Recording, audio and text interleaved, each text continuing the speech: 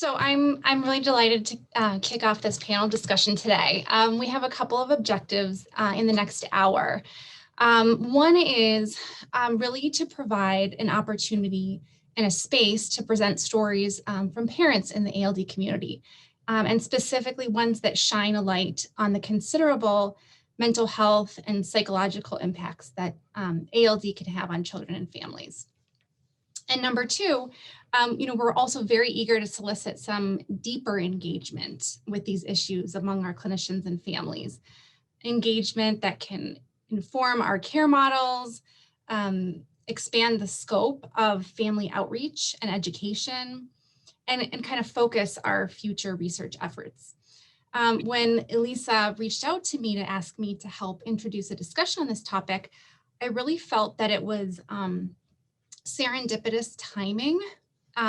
So earlier this year, I spoke with a parent in clinic who talked about her experience in trying to research and learn more about ALD. And she described this experience as being very disheartening and stressful because what information was available to her, mostly on the internet, seemed to her to be very dark and pessimistic and not very hopeful.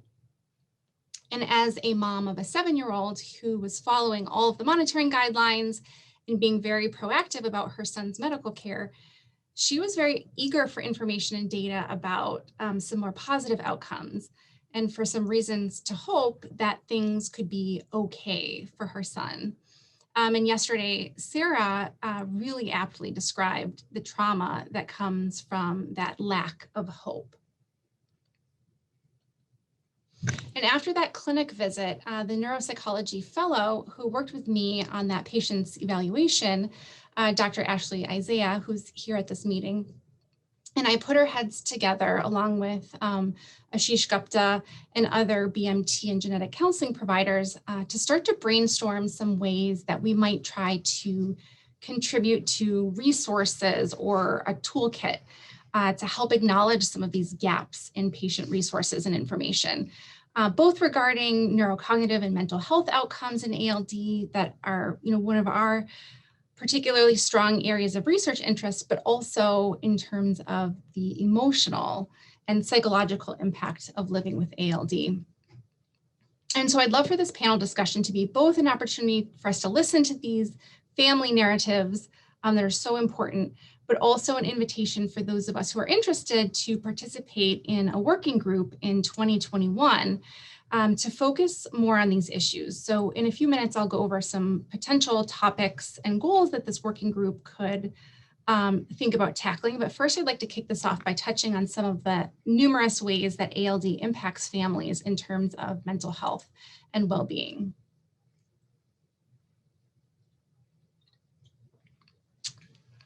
Our psychological well-being depends on a careful and often precarious balance between stress and resilience.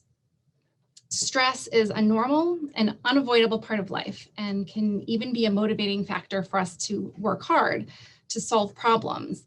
But when stress is very severe, it affects the way that we think and function and can lead to anxiety, depression, social withdrawal, damaged relationships, numerous other challenges. And I think in a year like we've all just been through, all of us can relate to the fact that stressful events can compile and add together over time to overwhelm even the most resilient among us. People are dealing with both chronic and acute stressors day by day, such that we get to the point that adding even a relatively small additional stressor can completely unbalance the scales. And it's certainly accurate and perhaps an understatement to say that something like ALD can cause the equilibrium between stress and resilience to become, majorly unbalanced. But perhaps an even better way to think about it would be to think about the kind of cumulative burden of many different facets of ALD, which we've heard a lot about from our families and our clinicians as well. So there are many different components that make this disease challenging, and it can accumulate to impact mental health. at scientific meetings like this one, we're often focused on what we can do to improve treatment, which is, of course, one of the most important components of supporting families, but it's not the only thing that can make a difference in terms of mental health. So the question is, what can we do? What else can we be doing to buffer and support families to overcome the adversities related to ALD? For example, how do we help boys with ALD at school who might be struggling behaviorally or academically? How do we connect families with an experienced set of behavioral health providers who are distributed regionally, very widespread? How do we provide accessible information to families that's not only scientifically accurate, but also conveys some hope that can help them weather the storms? So let's talk about some of the potential sources of stress that impact psychological well-being for ALD families. We might start with the impact of the diagnosis of ALD, whether this happens at birth or the time of onset of symptoms. It's not news to anyone that ALD is an exceedingly complex and difficult to understand diagnosis, that it's hard to grasp and cope with for even the most highly resourced families. And despite the efforts, this community, there are still families who are not getting the information and care they need quickly enough to avoid a great deal of psychological trauma. Patients with ALD also face a heavy burden of monitoring and follow-up, which requires frequent procedures, blood draws, MRI scans, neurological and neuropsychological testing. And these procedures are time-consuming and expensive, causing significant strain on resources.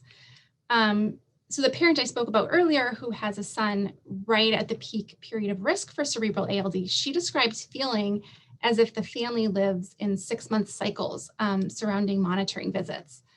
After their monitoring visit, they get home and start to relax, and then it feels like almost no time goes by before they need to attend another set of appointments and cope with the anxiety of the possibility that this time cerebral ALD might be detected. Dr. Bolins yesterday talked about GVHD, which is one of many considerable burdens of treatment for cerebral ALD. With transplant, lives are upended for a significant period of time. In addition, things like chemotherapy can be toxic to the brain and lead to cognitive and behavioral difficulties. Further, there's not a lot of information about outcomes that's truly accessible to families outside of the context of those conversations with their care team.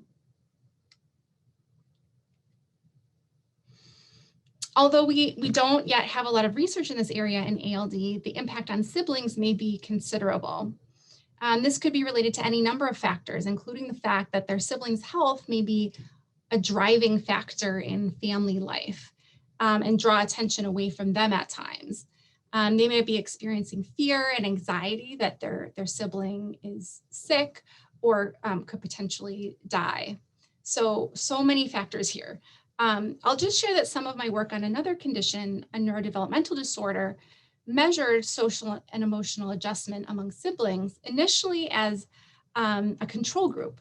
But then we ended up having some interesting findings relating to that group as well. We found that while these siblings were generally very bright, helpful, well-adjusted individuals, they did show a measurably increased level of anxiety relative to the general population. And I think that sibling studies like this may generalize somewhat across chronic disease populations where considerable family resources understandably need to be devoted to one or more child's medical care. There's the impact of cerebral disease itself, which in many patients continues to lead to measurable neurocognitive losses and behavioral effects, including increased problems with attention and self-regulation, unless cerebral disease is detected very early, in which case we have much better results. And I think some of those results might be amplified in talking to families that might increased levels of hope because our outcomes are improving significantly. In adulthood, AMN phenotypes can obviously also result in notable functional disabilities.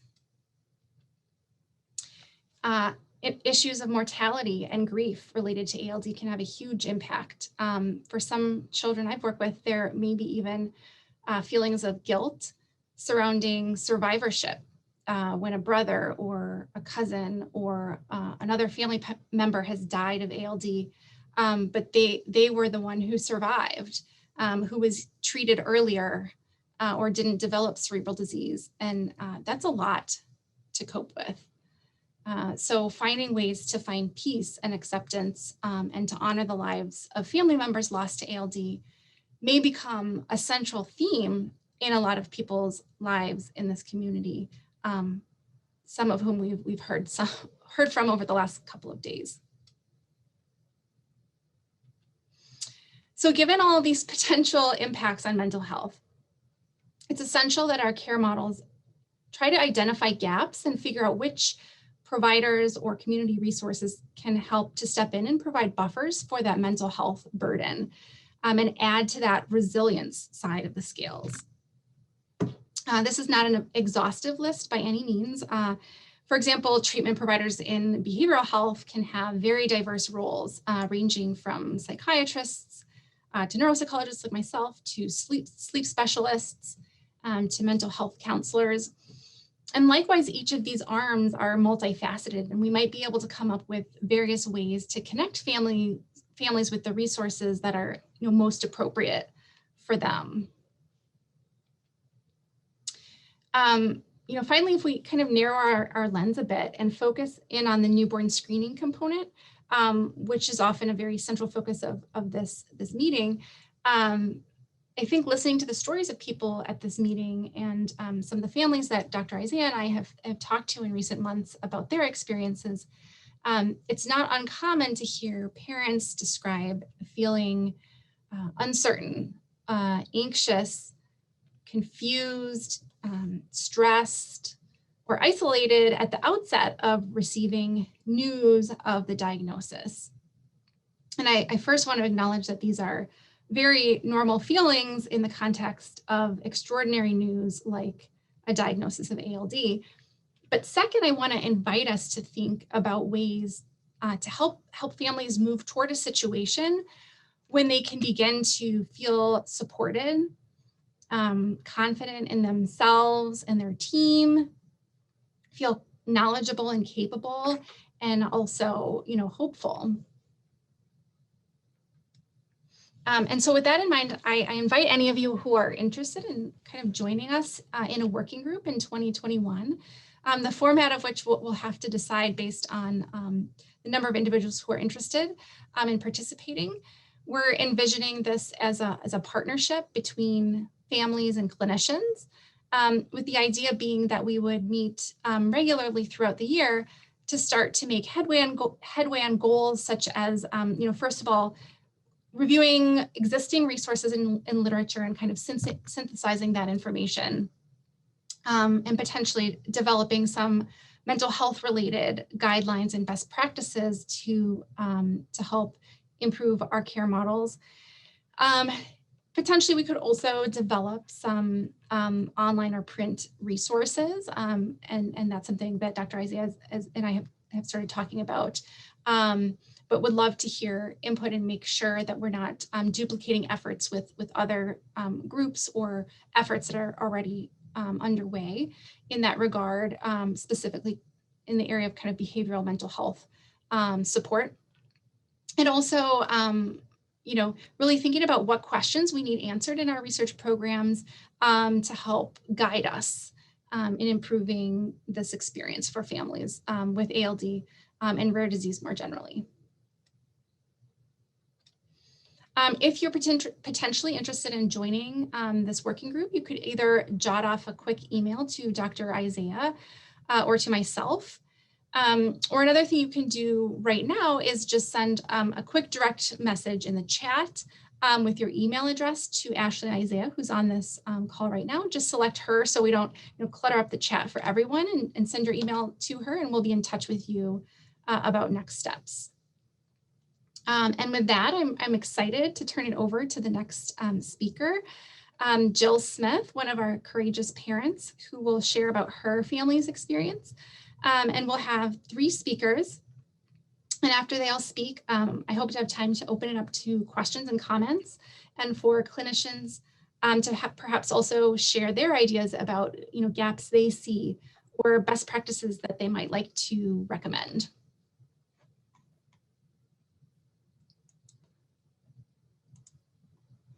So thank you.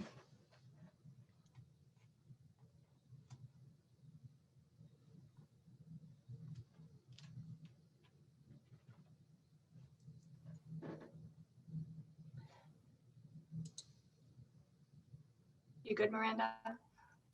Okay. Hey guys, I'm Jillian Smith. My son Grady was diagnosed in August of 2018. I'm not going to go too much about his story because I feel like a lot of people know about his story, so I don't want to bore you, but I'll touch little things. But he was obviously a late find. He was your typical little baby and kiddo growing up, as all of our kids are. As you can see here, this top right picture with the Bengals shirt on was about a month before he was diagnosed. I had taken Grady to Boston Children's Hospital because we had had about 2 weeks of, I didn't think he could hear me very well. And they sent us home, said he was perfectly fine. My husband and I knew that wasn't the case. He met with neurology and they felt he was fine because he does great academically, he does great in sports, neurologically he was intact. They just wouldn't listen to us. We just knew. They sent us home, said he was fine. I brought him back the next day and insisted on an MRI, wouldn't leave until they did it, and unfortunately found that he not only has ALD, but had a less score of 10, which what we started to read right away was a death sentence. And to kind of go along with what everyone else has been saying is how the news was delivered. I was alone by myself in this little room and they told me that my son had ALD. I was originally relieved that it wasn't a brain tumor, but that went away quickly once I started reading this, and I just was shocked and looked at them and said, how can you tell me this little boy who's his star football player on his team is going to die this horrible, horrific death? And they just looked at me and said, we're sorry. It's a horrible disease, and sent us along our way. You can go on, Miranda. This was during treatment. Everything went pretty quickly. After this first doctor had said this to us, we were referred, thankfully, to Dr. Eichler at Mass General and Katie Becker. We met with them and they told us after meeting with him and after giving him an exam that they thought he had a good chance. So we were going ahead with the bone marrow transplant. Everything went very quickly. But we lived those 5 days of getting ready to bury our son. It was horrific. It just was, there are no words, as most of you understand, I guess. But once we knew there was a chance and we had a plan, I think that's when I went into the fight mode of, okay, well, he's only going to be okay. We were very lucky. He had got a 10 out of 10 bone marrow unrelated donor. Within this time frame, we found out that my youngest, Colin, was negative. And then I was tested and we found out that I do not have ALD. Grady is a spontaneous mutation, which was weird for me to find out because at first, I thought at least he wasn't alone. We would be doing this together. And then it just was even more anger, weirdly, when I found out that I wasn't positive, because why did this happen at all? We had a lot of ups and downs throughout transplant. I kind of was just waiting for him to progress because, as I've been told, it was, you know, we expect progression within the first 6 months to a year post-transplant. So if he blinked 3 extra times, I was convinced that he was progressing. Grady stayed very positive. He stayed super, super active. The picture with the ladder at the top was about 2 months post-transplant. never stopped. Even on days he was too tired, would force him to take a walk around the block. We really felt the more active he was, the better that would help him.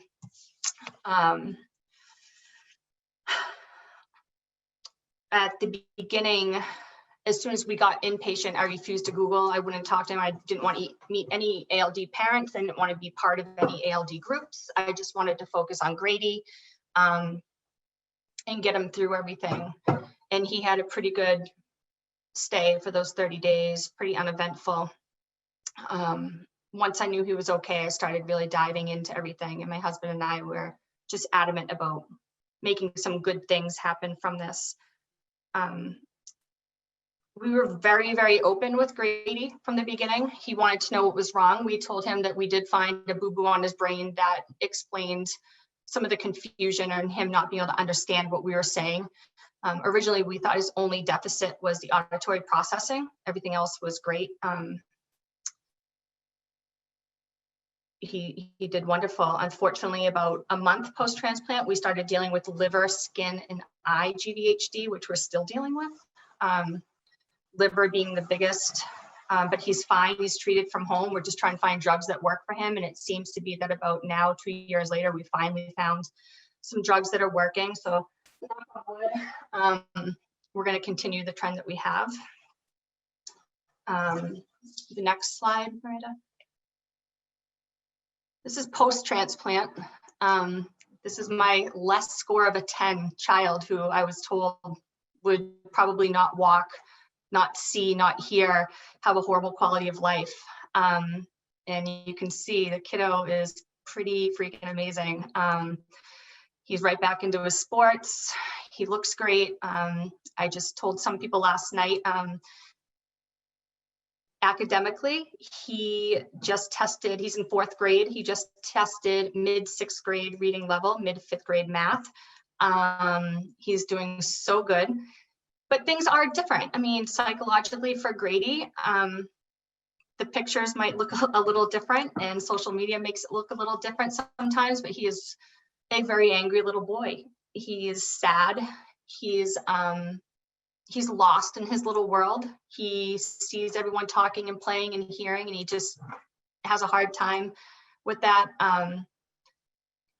He is very aware of the could-have-beens or should-have-beens. He knows everything about ALD. He's just as involved with everything that we do. He has a really hard time, but you know, he works really hard. He's made huge strides.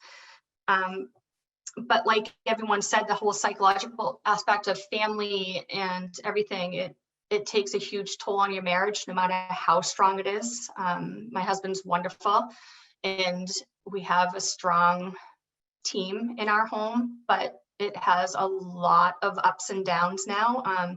Men and women, I feel like, handle things very differently sometimes, and that can hurt.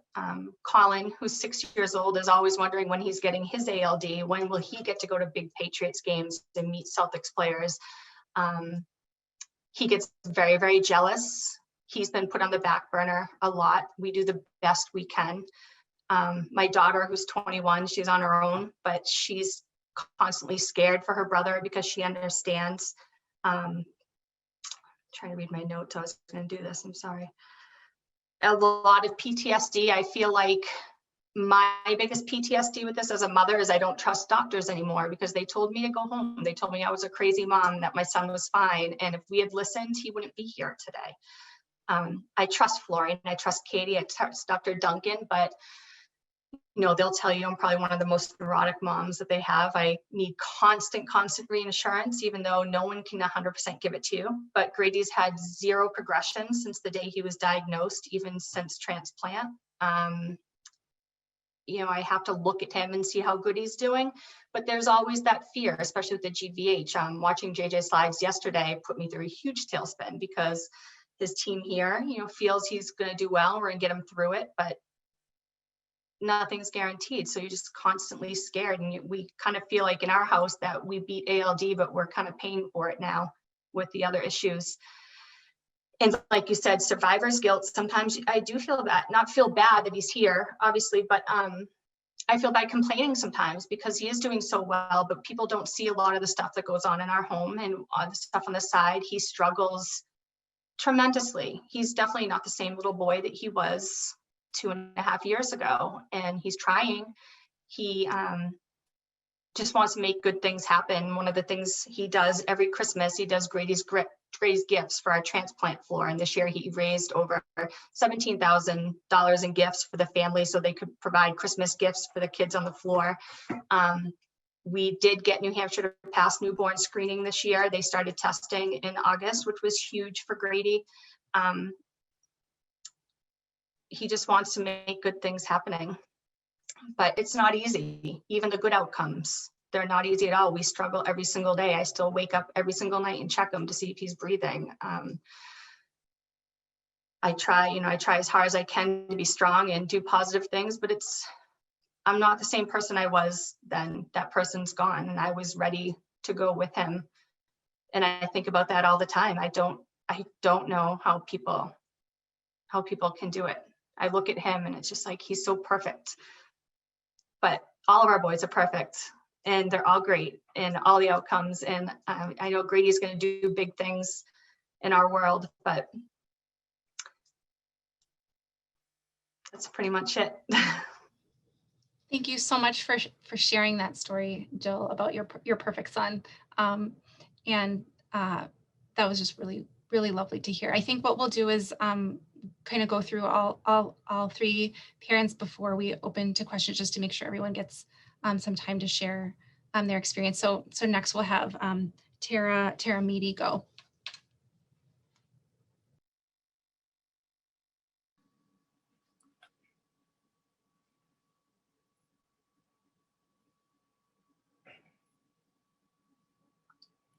All right. Hi, everyone. My name is Tara. My family's ALD journey started back in 2016 when my son Brody was born. He is our second son. He was absolutely adorable. We were told he was a healthy, perfect baby, 10 fingers, 10 toes. We had gone through a lot to have our boys. I had infertility problems, so it was a long time to have these two miracle babies. 2 days after Brody was born, my husband had gone to a doctor's the pediatrician's office because his bilirubin was high, just to get a lab slip. And it was the first time I was home alone with both kids, so I didn't realize how long he had been gone for. So they delivered the news to my husband by himself, like a lot of parents have said. So when my husband came home crying, he's not a crier. I don't think I've seen him cry maybe 3 times in his life. I didn't know why he was crying. I was like, what's going on? And he had this long name written on a piece of paper. And he's like, Brody has this. I can't read it. I don't know what it says, but here it is. And I am a nurse. So I saw the adrenoleukodystrophy. First thing I looked at was the dystrophy. And I was like, oh my God, like all I could think of was, what does this mean? Is he going to be in a wheelchair? He's not going to be able to move. And our pediatrician, unfortunately, like most, didn't have a lot of information about ALD. So we did what probably every parent does. We went on the internet. The stories on the internet were not good. And then we did find, sorry, I'm at work. An internet story. We found on the internet that his brother could have it. And I'm pretty sure I lost my mind for a second time. And then I saw that it was X-linked. And I immediately already started feeling guilty even before we had the testing. We're here in Connecticut. We're the second family. So you get linked to a hospital. The genetics team wouldn't even talk to us until we had confirmatory testing of Brody, which was going to take 6 to 8 weeks to get the results back. They also didn't want to test Finn at the same time. They wanted to wait the 8 weeks and then test Finn, which I said was unacceptable. I was not going to wait another 8 weeks to find out about Finn. So our pediatrician really advocated for us. We were very lucky with our pediatrician. So she did order the screening on Finn. So those weeks of not knowing were definitely difficult. Like you said, it was very isolating. Family and friends try to help as much as possible. Maybe it's a false positive. He looks so perfect. How could anything be wrong with him? Then we started to hope, be hopeful, pray like, oh, this is just a false positive. There would be nights I'd be holding him just sobbing and sobbing. I think it would be important during this period, especially, to have, a social worker reach out, a mental health, anyone, just to reach out, someone who has ALD experience, to reach out and say it's going to be okay. Because I do feel like that whole newborn period was kind of robbed from me because I just couldn't get out of my own way. And like I said, I had a lot of support, but I felt very isolated, like no one really knew what I was going through, and I felt like they couldn't really understand what I was going through. So then we obviously got the diagnosis that Brody was positive. I am also a carrier, or I have ALD, I should say. I'm one of 3 girls, and my sisters all have girls, so I was the first one with boys in my family. We did get the good news that Brody's brother Finn, his older brother in a lot of the pictures, does not have ALD, so we were very relieved about that. We had them both tested, as you can see, to see if they were a bone marrow match, which they are not. So it's definitely been a difficult journey for us. We had a lot of issues with endocrine. Brody, all the appointments in the beginning are just so overwhelming. I felt like I had a full-time job on top of my full-time job, all the appointments, looking at my chart, booking reappointments, and just figuring everything out was very difficult. Brody, from a young age, his ACTH was elevated. We did lots of stim tests. I think before he was a year old, we went through 3 endocrinologists at the hospital we were at, just because they left the practice, which was very stressful because you get to know a doctor and then they leave and then you have to do it all over again. By the time he was a year, he started on daily steroids because he does have adrenal insufficiency. We now finally found our endocrine, Dr. Regelman in New York. So we finally have an endocrine. So at least that portion had gotten straightened out. Took a long time. The neurology at the local hospital was also pretty bad. They knew less about ALD than we did because me and my husband had done a lot of research at that time, because we had 8 weeks to do a lot of research. So I wound up joining the Ald Support Group, and one of the moms reached out to me and said, "Hey, do you want to talk?" I was like, "Sure, I'll talk to a complete stranger." And it was probably one of the best things I had ever done, just because I was able to talk to a mom who went through newborn screening, who was on almost the other side. Like, she had her team, she was comfortable. She gave me a lot of hope. She kept telling me how knowledge is power, which I still hold dear to my heart to this day. So she told me about Dr. Eichler. We immediately scheduled an appointment with Dr. Eichler. As soon as I met with Dr. Eichler and his team, I finally could start breathing again for the first time in quite some time. So we do follow up every 6 months. Brody gets blood work. He's become a little champ with his blood work. He doesn't even cry. And you can see his brother has been in the journey the whole way in that picture. He got his hand wrapped too, so he felt included. We try to include him, with everything, with MRIs. He likes to help pick out Brody's chapstick. Everywhere we've gone, whether it be an ALD event with other families, they always make Finn kind of feel like he's part of the team, because I never want him to feel like, hey, it's always Brody, Brody, Brody. What about me? I like these boys too. So everyone has always really made him feel welcome. Recently, we did realize that we really have to be careful with Finn. I do worry about Finn a lot. The other day or a couple weeks ago, he had fallen. It was a minor fall. And he's like, "Hey, Mom, how come you and Daddy never run as fast when Brody falls? Like, for me, like, you guys don't make such a big deal when I fall, but when Brody falls or, anything happens to Brody, it's such a big deal." And it really took me back, because I don't ever want Finn to feel like we're not caring for him the same way as Brody. So, I now am more conscious, and we really now we're like, "Oh my God, are you okay?" Because I just don't want him to feel excluded or anything like that. Now that the boys are getting older, Brody has a lot more questions. Why am I taking these steroids? He does say he has adrenal insufficiency. Sometimes he gets mad. He says he doesn't want to take the pills anymore. Why do I have to be the one to take them? Why doesn't Finn take them? So we're starting to see, him kind of being a little bit more verbal. So it does get hard. We have used the word ALD because he'll ask, "Well, why do I have adrenal insufficiency?" He lies to death at this point. So, I have told him, "Well, you have ALD," and he's like, "What's that?" And I, explain it as best as possible for a 4-year-old. I also don't want to scare him. So I think that part would also be really nice to have a social worker or someone to kind of guide with how to answer their questions, what's appropriate. You just don't want to scare them either. And like most parents have said, we live the every 6 months MRI to MRI. When I do get the news of, that the MRI is good, I'm happy.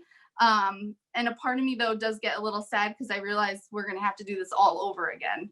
I definitely think it would be, very helpful if there was, more of a component for self-care and just like mental health. The whole time, no one has ever, asked, hey, are you seeing a therapist? I mean, it's always on my list for the new year that I'm going to.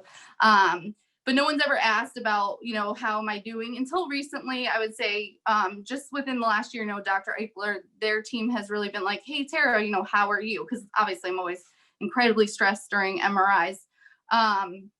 I have been trying to do a little bit more for myself. So when MRIs are coming, I've been running, which I haven't done since I was in college, taking a bath, trying just to do a little bit more self-care for myself. After MRIs, I take the week off from work just because it's just so emotional and exhausting. And I've come to work crying if I didn't take it off. And so now I just take it off this way. I can kind of give myself some time to kind of relax, process everything. So I think, the mental health portion we really need to work on in this community because it's something important, especially a mom who just had a baby. You're already could be at risk for postpartum depression. And then add in the stress of a diagnosis like this could potentially be really bad. So I definitely think it's something that really needs to be addressed. The other thing that's been very helpful are a lot of the support groups, and we've joined a lot of the ALD community. There's a picture at the end you'll see of Brody with his buddy Gavin. It's been really good for Brody because he knows Gavin has ALD, and that Gavin goes in the rocket ship just like him. So he feels kind of connected to Gavin, and a lot of the boys like, oh, they go through the rocket ship too? Oh, that's cool. So I think that also helps for him to see that there are other boys like him that are going through a similar experience. It's also helpful for me and my husband to meet other families and to, families that really know what we're going through. So I think that's also very important. So that's my story. Thank you, Tara. These are really, personal, emotional things to be sharing about and disclosing to everyone. So I really, really appreciate you and applaud all of your courage for doing this. And I just want to reflect for a second, a couple of things that have come up for me a lot today is, number one, the importance of those initial conversations and interactions with a care team about diagnosis. It seems like that seems to be a recurring theme from our newborn screening parents and a lot of our parents today, is just how powerful those are and how much support is needed. And I know that, that should be something that we're kind of having ongoing conversations about, is how can that experience go better. And it's a very complex thing, obviously, because of, guidelines about sharing information and state by state rules. But I think that's something that we definitely are hearing from all of you. And the other thing that I'm really hearing is how important combating isolation is and feeling alone about this, and whether that's, seeing a counselor, a therapist, or whether that's, finding other families through ALD Alliance or any other, connections. Somebody mentioned in the chat community calls through ALD Connect. That's another resource, but that stands out to me as well so far in these discussions. So I just wanted to share that reflection and then pass it over to Sydne.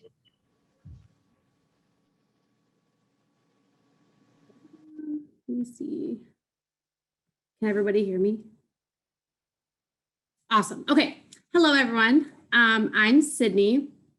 It's really interesting to hear Jillian and Tara kind of how they've handled it. My son is Peyton. Sorry, just getting my screen.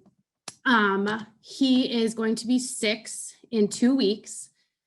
He was diagnosed the summer of 2017. We live in the suburbs of Chicago, which at the time was not a newborn screen state. Our diagnosis was totally random. I have a family history of ALD on my biological dad's side of the family. That's not ever a relationship that I've had, but thankfully I've had some of his family members on my Facebook. And just one day I randomly messaged one of his family members a question about their field, their career field. I think it was about toothpaste. They were a dentist. So they answered my question and she was like, by the way, I see that you have a 2-year-old son and he needs to be tested for ALD.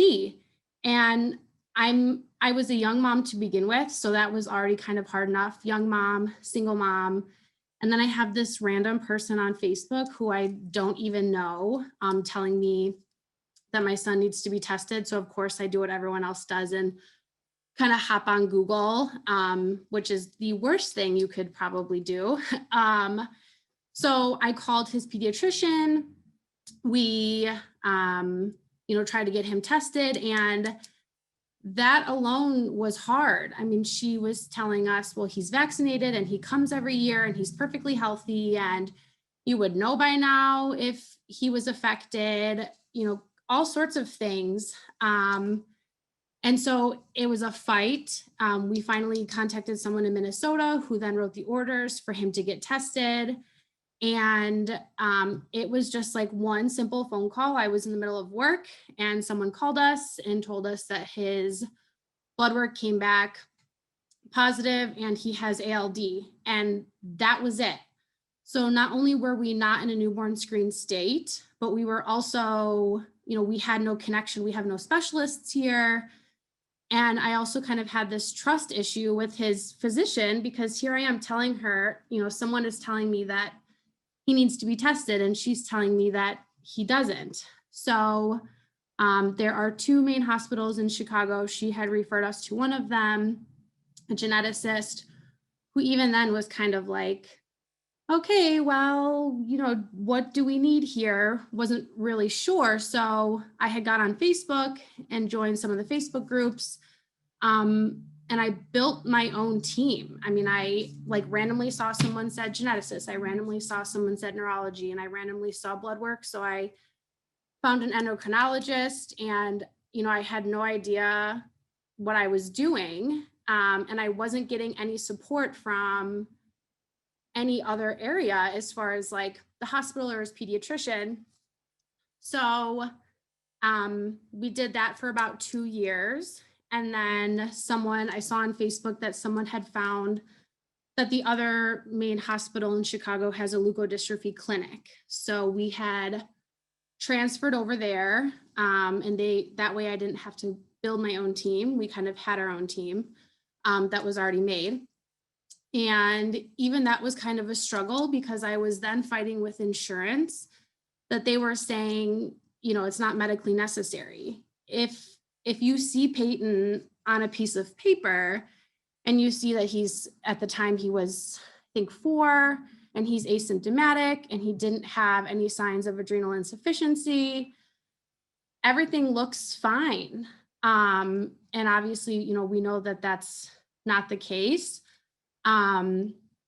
So I think personally for me, the biggest struggle was, I know what I need to do and I know what's right for him, but it seemed like everybody else was kind of against us. So I was constantly on the phone with them. I was, trying to get our pediatrician to call them and talk to them and the team in Chicago. And it kind of was a nightmare.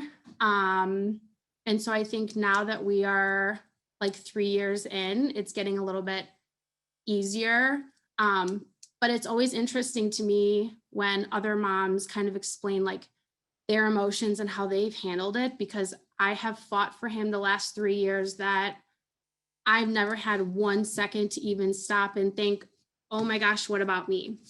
We know he has ALD. We know my dad has AMN. We know there's a family history, but because we came from, at the time, not a newborn screen state, you know, we're kind of putting all the pieces together. And of course, like all our children come first, right? So that has always been kind of my focus. And I was so excited when Miranda had reached out about participating in this panel, because the day she reached out was the first week that Peyton had participated in a therapy session. He is on a 504 plan at school, and I asked for him to get social work minutes, and they told me that he did not qualify, which is crazy to think that a child with a rare disease doesn't qualify for any kind of social work. So I reached out to his pediatrician, and she had wrote us some referrals. And so, you know, my biggest thing is how to help him. So the fact that this is like a topic that we're talking about is just, I'm so grateful for it, because right now with him being 6 almost, that's kind of where our focus is, because we kind of have his plan in place and we have a routine. And I'd say the last like 3 or 4 months, he has really shown signs of a lot of struggling. So we got him into some therapy, and I'm hoping that kind of that's the right step. But for us, I think there's like a family aspect, a personal aspect for me, and then there's Peyton. So for our family, you know, I'm always busy like keeping everyone up to date and keeping everyone educated and showing them signs of adrenal insufficiency. Peyton doesn't have the diagnosis of Addison's, but he's on the track, almost there. So he's stress dosed as needed. So no matter where he goes, he takes the stress dose with him. I'm a single parent who works a lot, so I depend on my family. So, you know, we're making sure everyone's trained to give him the medicine or the shot if an injury, you know, those kinds of things. I think our family struggles a lot with like what might be medically, like something medical going on or something age appropriate. So for instance, like with school, he has like an OT who watches, you know, pays attention to the things that he kind of can't do in case there's like a slope of, you know, he was doing this in the beginning of the year and now all of a sudden he can't do this. But he's also 5. So sometimes 5-year-olds just don't want to put their coat on and zip it. So is that like an area of concern, or is that, you know, age appropriate? I think the family members that keep him kind of struggle. And just like keeping his life normal. So if anyone in the family goes to the doctor, we bring him with to show him it's normal. When we do blood draws, we bring him with to show him everyone does it. The dentist, we bring him with to show him that everyone does it. But lately, I have a little sister, and she is 2 years younger than him. And he's kind of noticing that she doesn't go through the same things. And, you know, she's not going to the doctor and she's not getting blood draws. And so now he's starting to ask questions. And of course, you know, I thought this whole time that I was doing things the right way. We tell him when he's going to the doctor. We tell him why. We tell him who will be there. We tell him what he's going to do. We give him a couple days to like mentally prepare. And as time goes on, it is so bad. Just like his reaction that even like the child life services, like he just cannot snap out of it or settle down to even enjoy or try to participate in anything that they're trying to do, whether it's the movies or the games or the bubbles or, you know, whatever it is.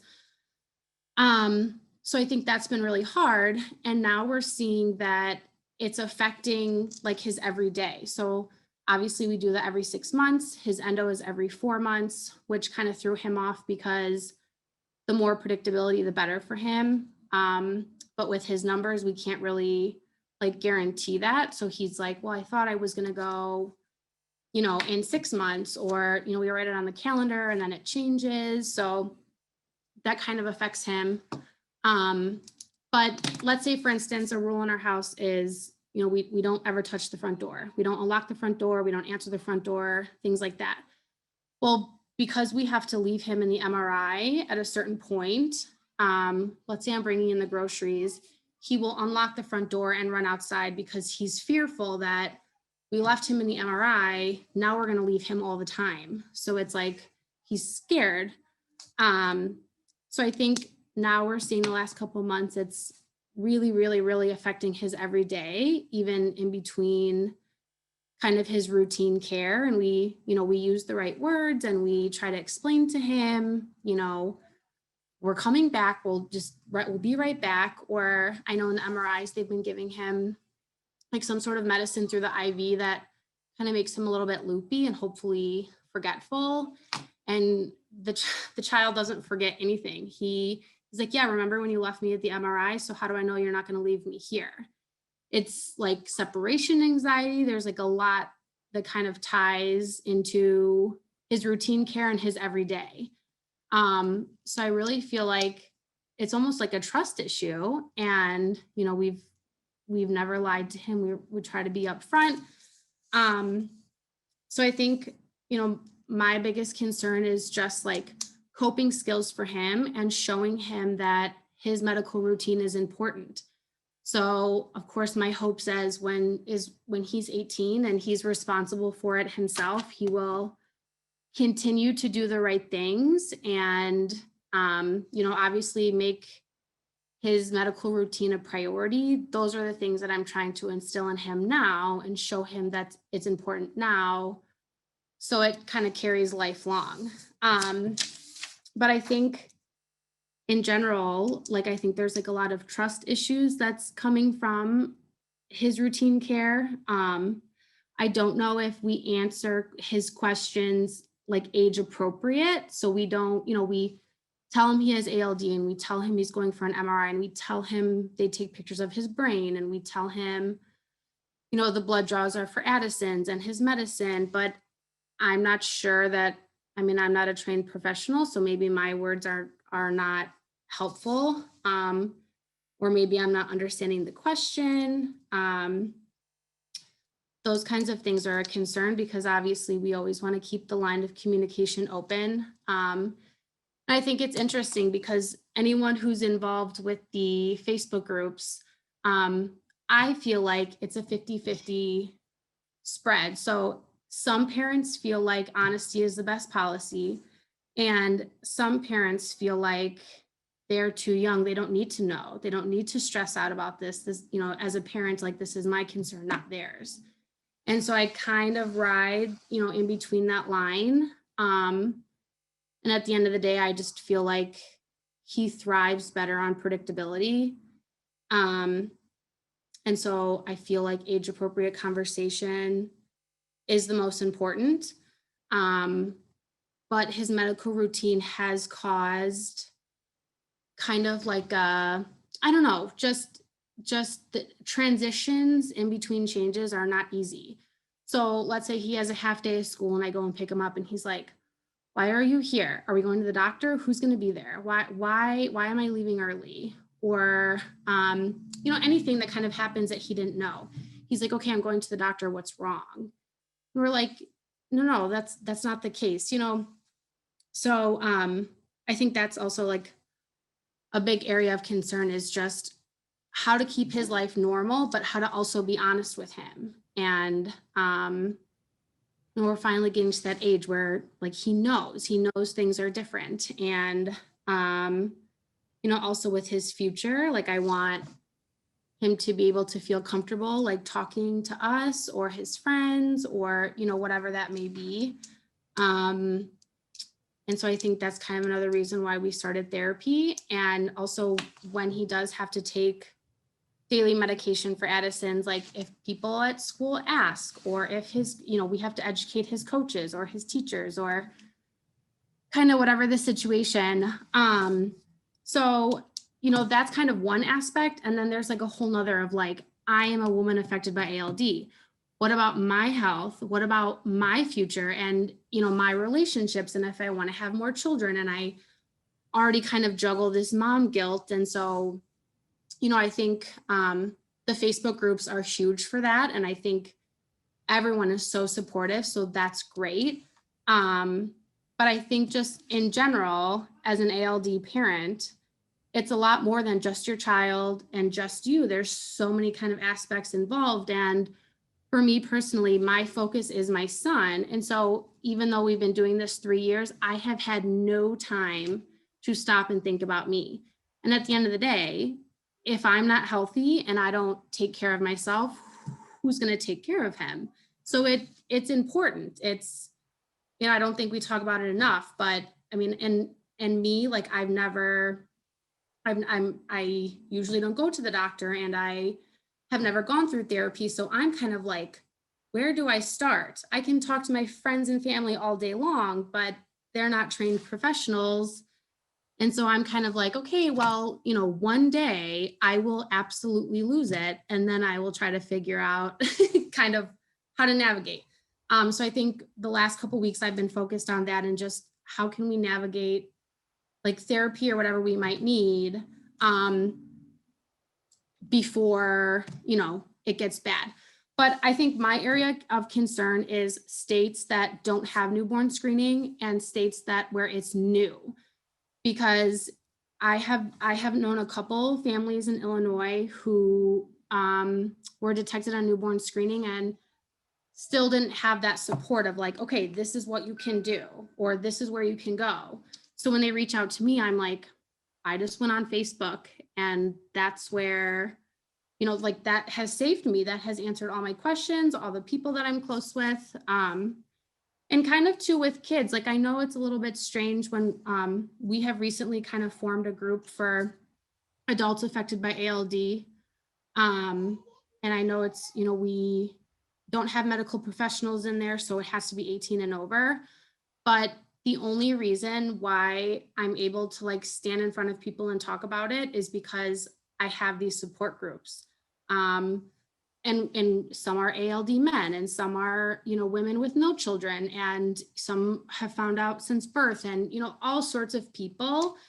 So I would love that for our kids. I know Jillian's been awesome about Grady and reaching out and whatever, you know, they can do to help with Peyton. And I've had a couple different families that have sent Peyton, you know, videos to stay strong and, you know, all these things, and that's awesome. But I don't know, maybe something else to think of in the future is, you know, what other kind of groups or ways we can involve both our boys and our families.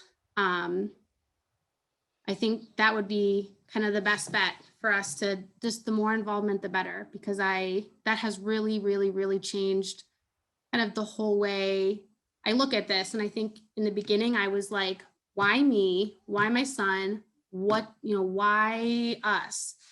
And now I've kind of changed it as like, I just throw myself and Remember the Girls and ALD Connect, and, you know, like, what can we do to make it better? We can't change it. So let's be positive about this, because if I'm sad and I'm scared and Peyton's going to feed off of that, and that's not going to do anyone any good. 100%. I think, you know, I think we need to have more of an ongoing discussion about that. And that was, you know, something that Elisa and I talked about right off the bat when we talked about this panel discussion, was that, you know, talking about this for an hour is not going to be sufficient to make progress.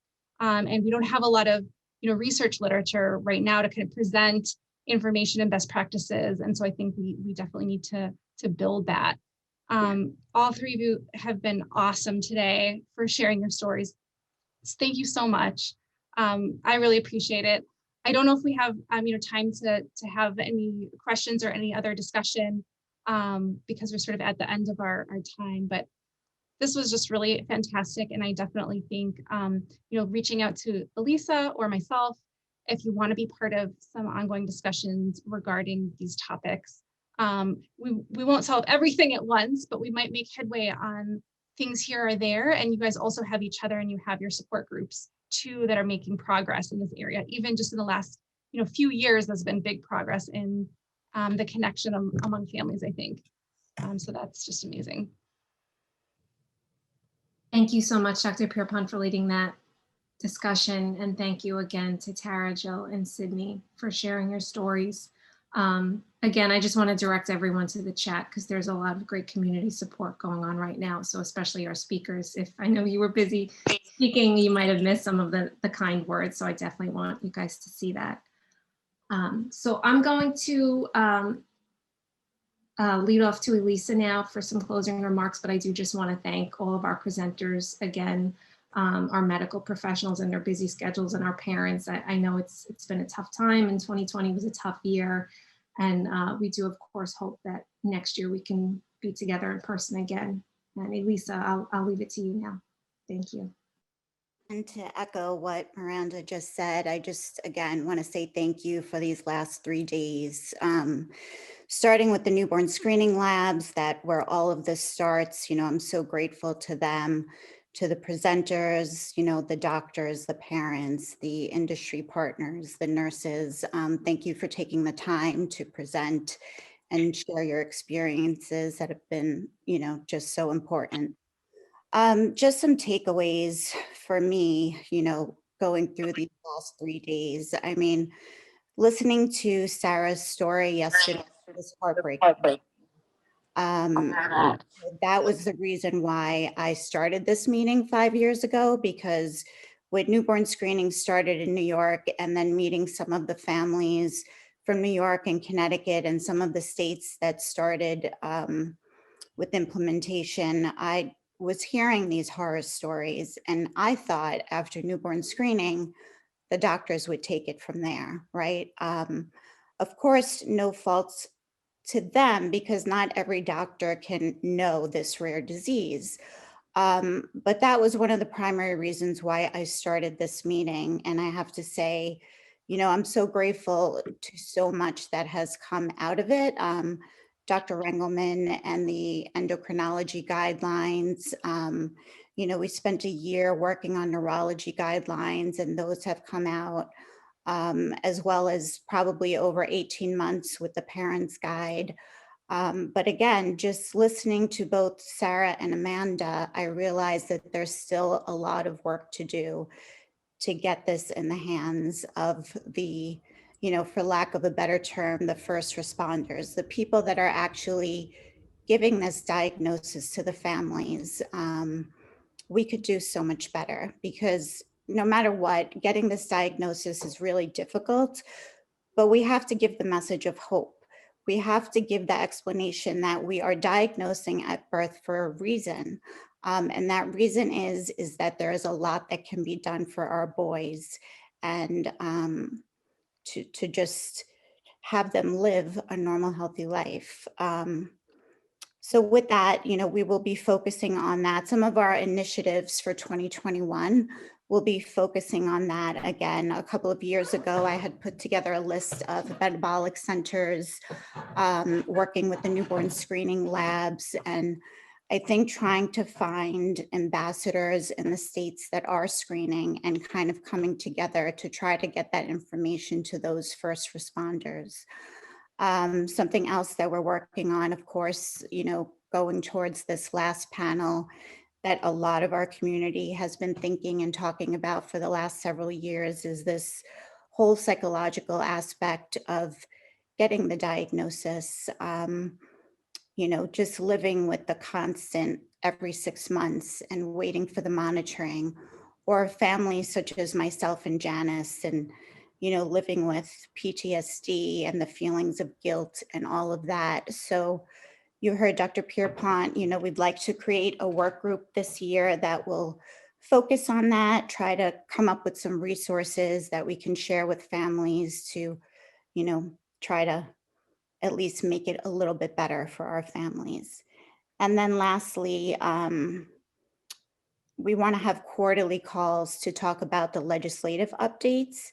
I have to say a big thank you and shout out to Chris Porter from Trevere, that has been instrumental in helping just navigating the whole federal legislation and helping me walk through that. So we're doing a big push with that this year. And again, our hope is to not only make ALD national eventually, but for all diseases that are on the RUSP. Because again, to know that a child's life will depend on their zip code is just heartbreaking to me. And we really should have a uniform process where every single child born in this country has the same chance. So those were my takeaways and just some of the initiatives that, our organization is working on. A big shout out and thank you to Miranda, who's been my right hand for the last several months. So I couldn't do this without you. Look out for, hopefully we'll have the videos available soon, hopefully within a week. So I'll send an email about that. And then I look forward to hopefully seeing all of you in person next year in 2022. I really miss that part of seeing everyone and meeting new members of the community. So I hope 2022 will bring us all together. Thank you so much.